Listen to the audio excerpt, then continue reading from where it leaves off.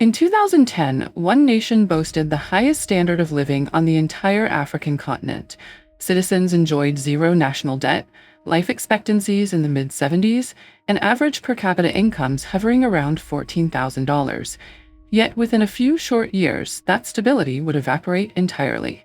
To understand how this prosperity existed alongside a brutally repressive police state, you have to look at the rentier state economic model. In this system, the government utilizes massive revenues from a nationalized resource, in this case oil exports, to effectively purchase the political silence of its population. This chart shows Libya's Human Development Index and literacy rates in 2010 compared to the rest of the African continent. Notice the dramatic lead.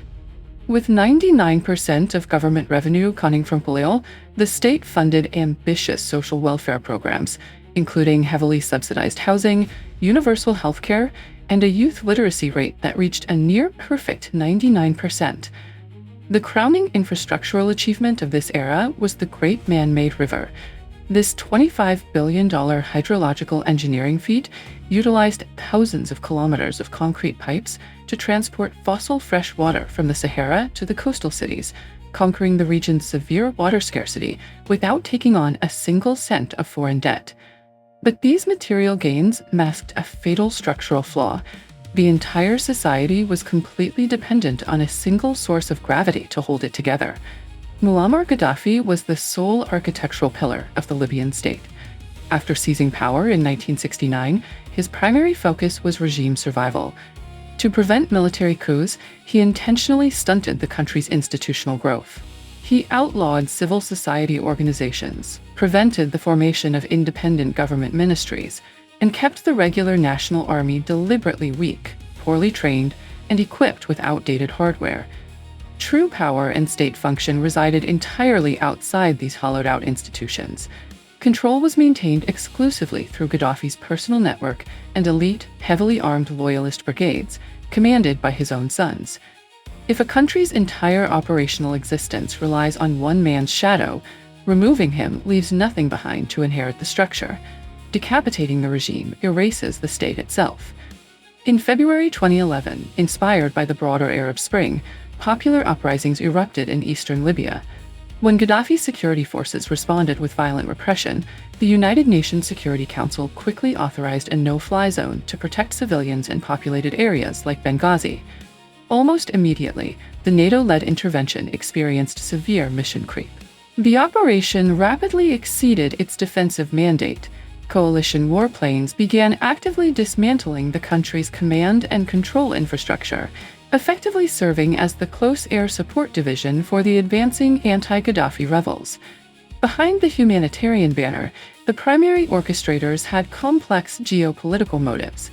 Declassified intelligence later revealed that French President Nicolas Sarkozy was deeply concerned by the strategic threat of Gaddafi's proposed Pan-African Gold Dinar, a currency explicitly designed to challenge Western financial hegemony on the continent. Sarkozy was also later convicted for illegally accepting millions in campaign financing from the very regime he was now bombing. By October 2011, the regime was violently decapitated, the loyalist brigades dissolved, and the intentionally stunted regular army vanished. With no civil institutions remaining to step in, a democratic transition was structurally impossible. By destroying the single load-bearing pillar without an executable stabilization plan, the Western coalition created a massive, heavily armed vacuum. Geopolitics follows a strict rule. Nature abhors a vacuum.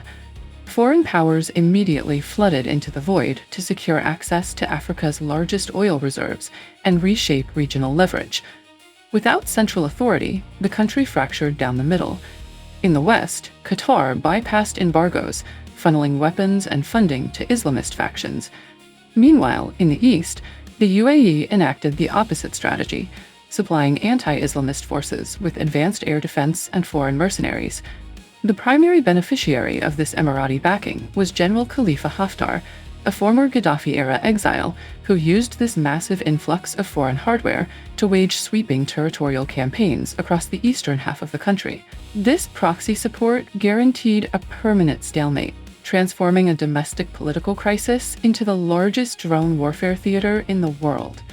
In the aftermath of the intervention, the international community made a catastrophic miscalculation. Instead of disarming the revolutionary fighters, they integrated the rival militias directly onto the state payroll. This birthed a system known as elite capture. Today, public ministries effectively operate as the funding arms for localized warlords and organized crime syndicates, allowing them to extract government wealth with total impunity. Because the nation relies almost exclusively on hydrocarbon exports, these militias frequently use the oil infrastructure as a weapon. They execute armed blockades on export terminals, starving the national treasury to force leverage against rivals. This graph illustrates the devastating macroeconomic fallout for the ordinary citizen. You can see Libya's gross domestic product per capita maintaining a high plateau before 2011, and then watch as it plunged by 50% over the subsequent decade. Unemployment spiked, and the poverty rate in this oil-rich nation surged to nearly 40%. The vast hydrocarbon wealth that once subsidized an entire population is now systematically intercepted and siphoned off by heavily armed fiefdoms. Today, the physical architecture of the rentier state lies entirely in ruins. The great man-made river suffers from constant sabotage and illicit tapping, while the national healthcare system has completely fragmented. Direct nationwide warfare has recently cooled into a fragile, suspended reality. But credible elections remain permanently stalled because entrenched elites in both the East and the West find the current chaotic status quo incredibly profitable. Deploying military force to topple a dictator without a culturally informed stabilization plan rarely yields democracy.